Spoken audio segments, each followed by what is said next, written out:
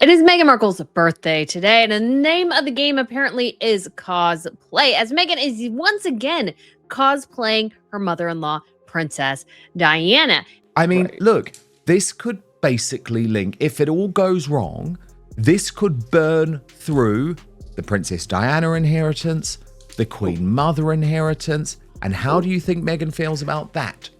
Oh my gosh, poor Meghan Markle. She just doesn't really seem to have an identity. And she keeps constantly trying on different ones to see which ones fit. There's a photo, just one, posted on the 45th birthday of one of the most photographed women on the planet. She's alone. No husband, no children, no celebration, just a carefully lit image, a soft smile, and what appears to be a golden field stretching out behind her. She's got what we call dead eyes. Nothing happening in the eyes at all. Squinting aside, there's nothing happening in the eyes there at all. So that there are so many markers in there that show us that's a non-Duchenne smile. And the caption is almost worse than the photo. Warm, reflective, completely curated, the kind of language that sounds spontaneous and takes 3 hours to write. Oh no, what a shame. What a shame. Here I was preparing a special episode of the show to mark Meghan Markle's 45th birthday. I've got Link Lauren, one of Meghan Markle's biggest supporters in the United States of America, and we were just going to celebrate how this lady has turned 45. And Link, it's just such bad news because all of a sudden, this birthday, this 45th birthday, has turned into an absolute disaster. Now, birthdays happen. Photos get posted. On its own, none of this is remarkable, but the context around this particular photo in this particular week is something most of the coverage has completely glossed over. Meghan shared photos of herself swinging out over her own pool, arms up, balloons trailing behind her, and the whole thing shot in black and white, which already tells you this wasn't a candid moment somebody grabbed on a phone. This was staged, composed, and posted with intention. Because this wasn't just a birthday, this was a week, a very specific, very pressured week, and that photo wasn't a celebration, it was a communication. Something was being said. The question is, what? Sources close to the situation describe a marriage that has been under significant strain, not a new observation. Multiple accounts over the past several months have suggested that the relationship between the Duke and Duchess of Sussex isn't presenting the way it once did. Harry standing off to the side with a proud husband smile. No kids in the background eating cake. No friends caught mid-laugh. Just Meghan, alone, mid-air, on what's supposed to be one of the warmest days of anyone's year. Joint appearances have become rarer. The unified front that was supposed to be the entire premise of the post-2020 chapter, the two of them, together, against everything, has reportedly become harder to maintain. Oh my gosh, poor Meghan Markle. She just doesn't really seem to have an identity. And she keeps constantly trying on different ones to see which ones fit. And none of it is particularly working particularly well. And what she has done here, I think, is just so incredibly fundamentally flawed in terms of the image she's trying to project. Now, of course, her fans will love it. You know, some lay people might like or enjoy it. And even if you think, hey, this isn't the worst thing, it's not in a way. But it's the cosplay again. And there are ways to pay homage to women through fashion. Like, even my grandmother recently passed away, and so I got some of her fashion pieces. And on her 45th birthday, he wasn't visible. Read that back. The Netflix deal, the Spotify deal, the memoir, the tell-all interviews, the brand partnerships. Every single piece of commercial infrastructure built after they left was built on the foundation of the two of them as a unit.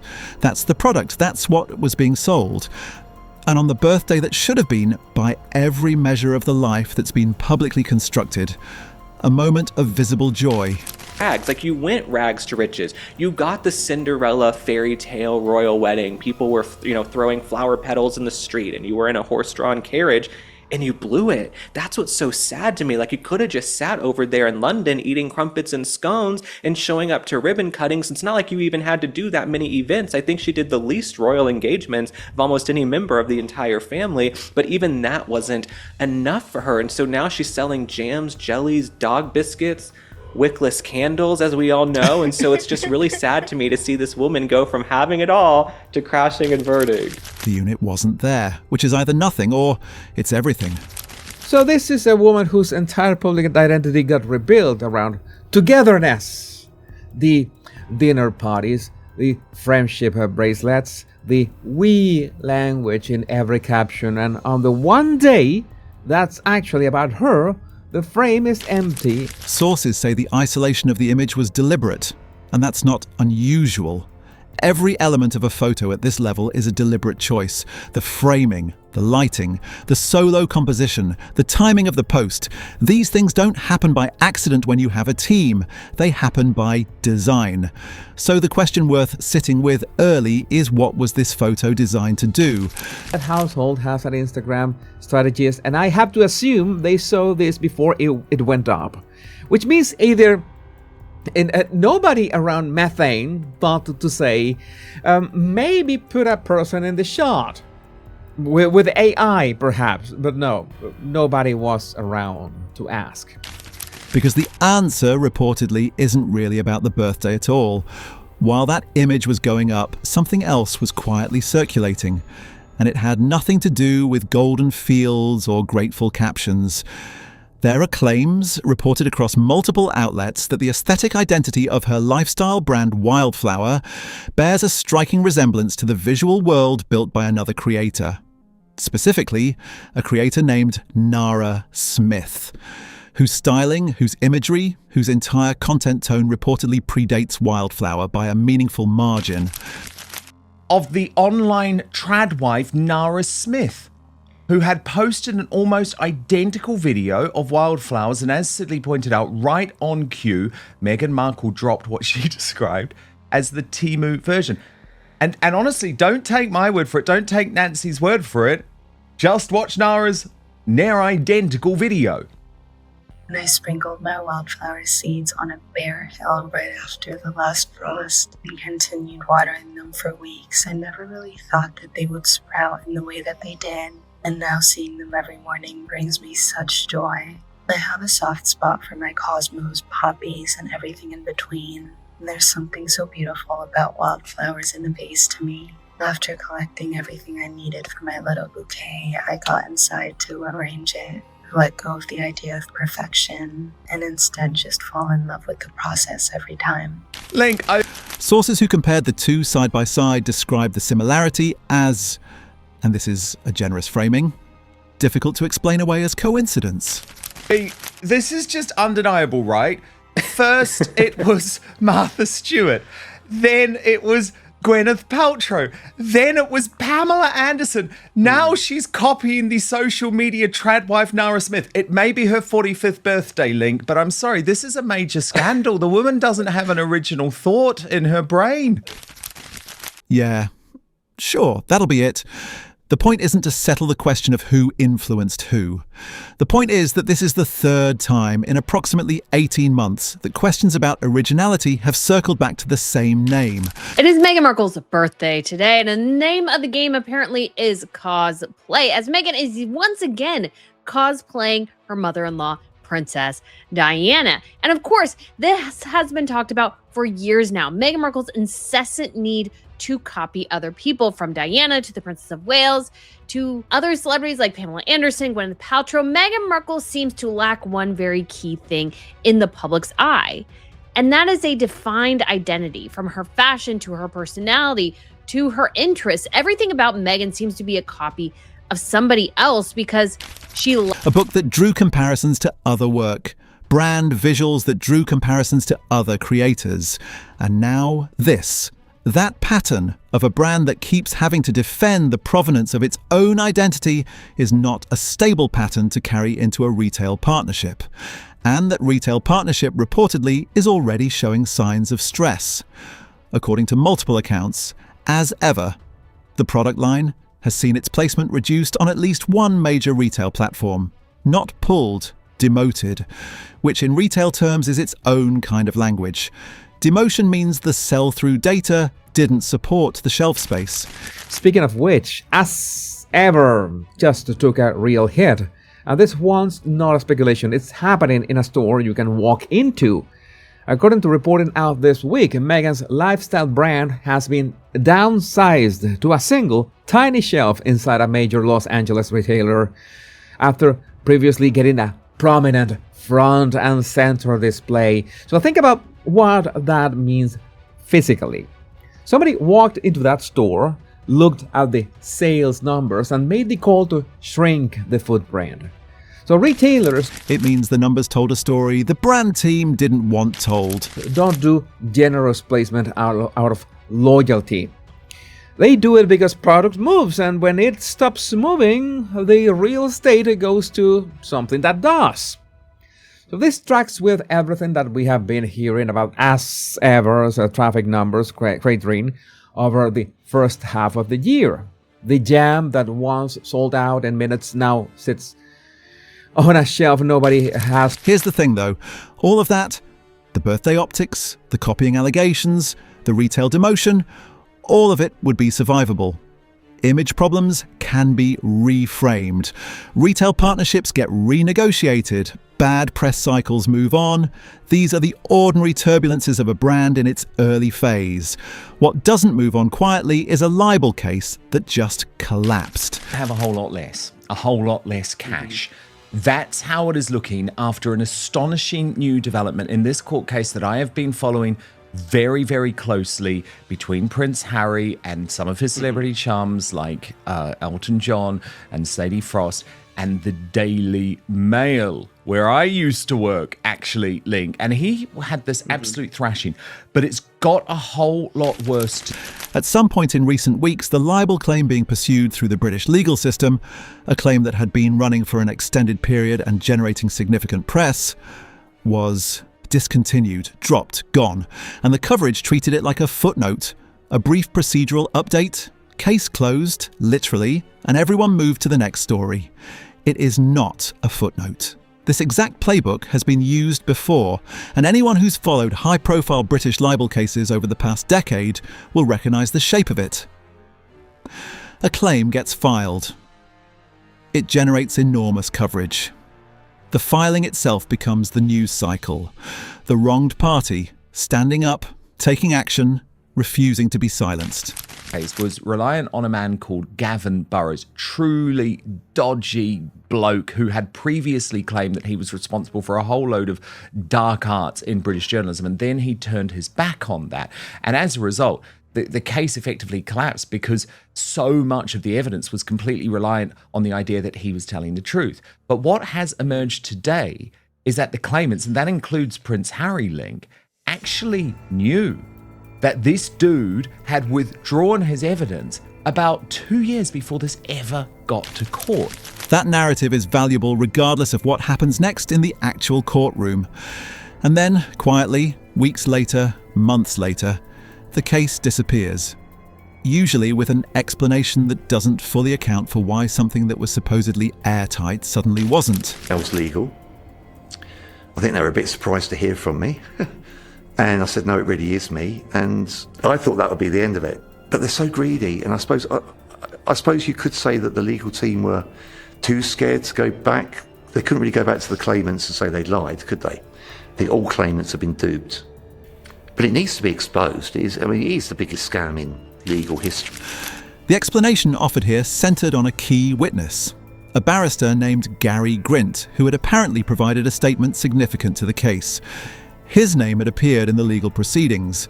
His evidence was reportedly part of the architecture of the claim, and then he withdrew. The coverage mostly accepted this as the explanation and moved on. Witness withdrew. Case couldn't proceed. Understandable. These things happen, except there's a detail buried in some of the reporting that didn't receive nearly the attention it deserved. According to sources, Grint's withdrawal wasn't a last-minute development. The timeline reportedly indicates that his withdrawal from the case had already taken place before the decision was made to continue pursuing it. And now we have so many more details of this scam.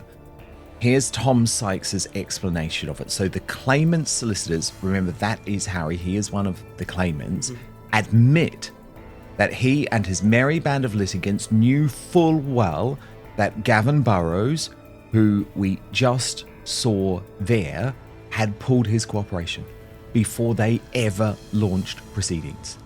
The letter sent to Mr. Justice Nicklin on January the 26th this year, as the child was getting underway, states that the claimants were first aware Burrows had probably withdrawn cooperation and thereby indicated he was unwilling to attend trial on their behalf in March 2022.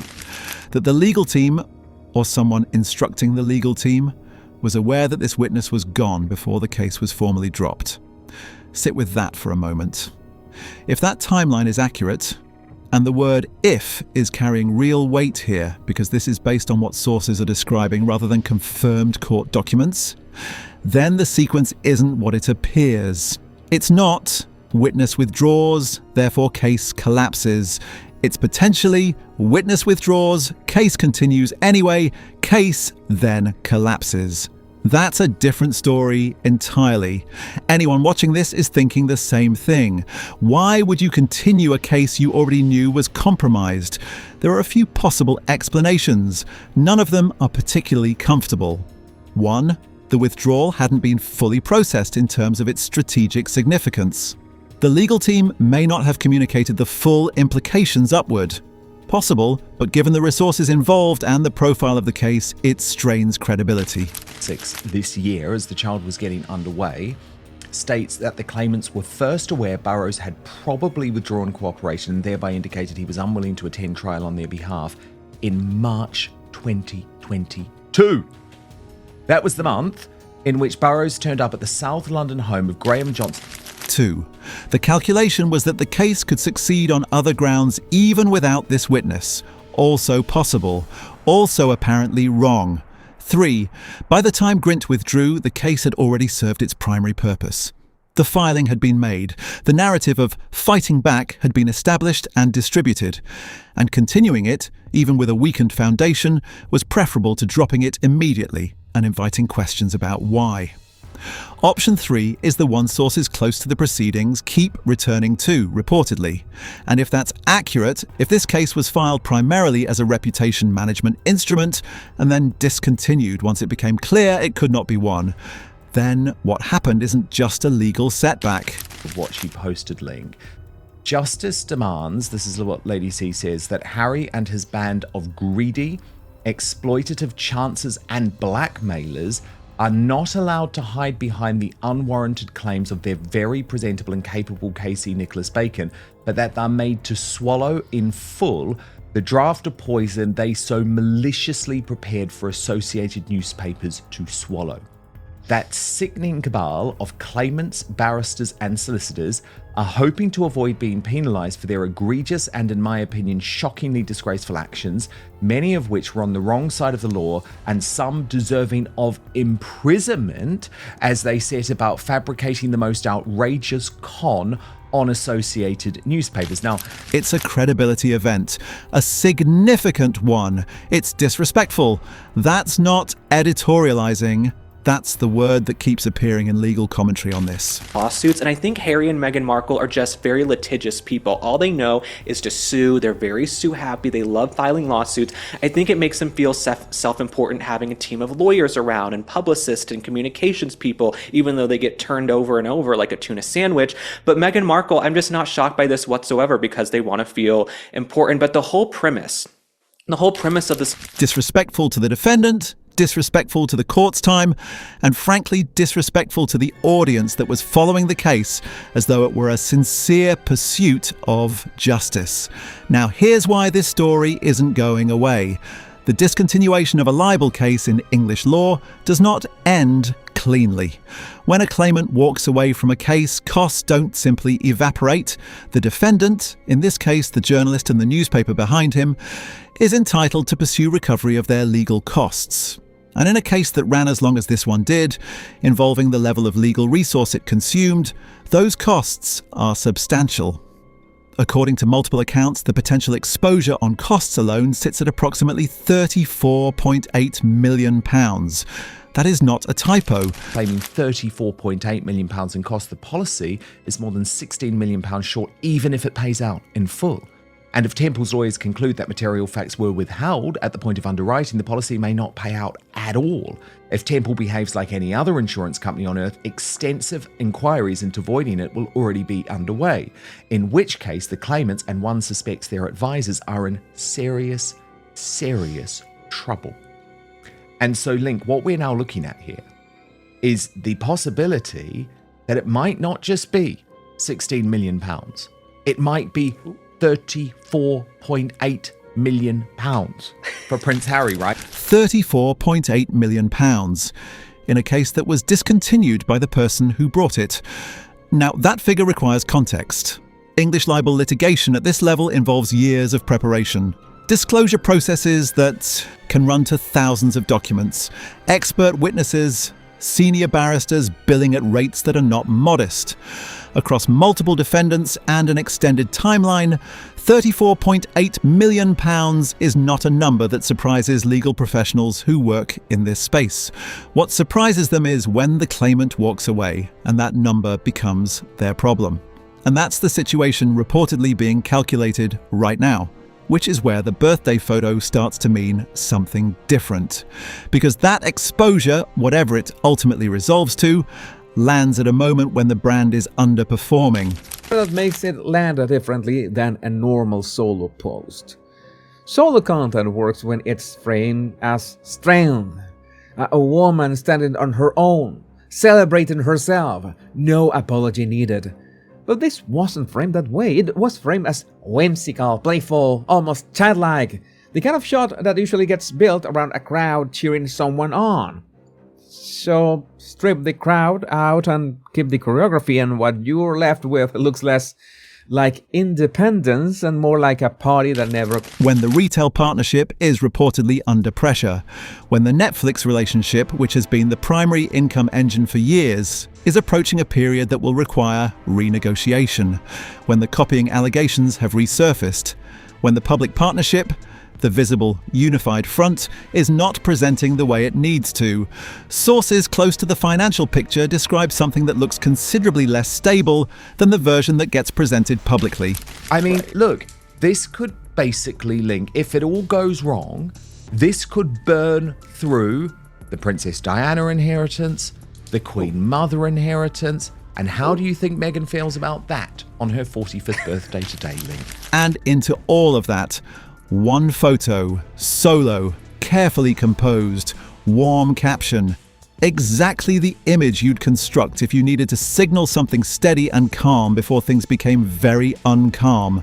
That's not a judgment, it's an observation. Everyone in a public position manages their image. The question is always what the image is managing against. Right now, there's quite a lot to manage against. The legal exposure is real and being actively calculated. The brand credibility is being questioned from multiple directions simultaneously. The retail numbers are telling a story the public-facing version can't afford to tell. With the full weight of a Netflix partnership behind it. The kind of distribution and marketing muscle most lifestyle startups would kill for. And once that partnership wound down, the promise was that As Ever had built enough of its own audience to keep growing without a training wheels. A single shrinking shelf in one Los Angeles store is not exactly the picture of a brand that's found its footing on its own. It's a picture of a brand that's been quietly triaged, given just enough room to say it's still on the shelf without the space that would suggest anyone expects it to move. And the defining asset, the partnership, the team, the US against the world positioning, reportedly isn't holding the way it was designed to. Defining moments tend to produce defining choices. That's the part of this story that hasn't happened yet. Guys don't say things like that. He didn't tell her that. I'm telling you, that's a platitude. He didn't say that to her. Have you ever heard him talk anywhere near that? We've heard him talk to guys. We've heard him talk when he thought he was important. He never got near anywhere like that. He didn't say that to her. I'm telling you, that's just a platitude. that she's spilling out because she has nothing. So here's the question worth leaving open, the one the comments are going to have thoughts on. Was the birthday photo a genuine moment of reflection from someone turning 45 and feeling the weight of it? Or was it the opening frame of a new narrative being constructed ahead of news that hasn't fully broken yet? Because if it's the second one, that would be very on brand. Drop what you think in the comments. And if you're not subscribed, this is exactly the story you'd have missed.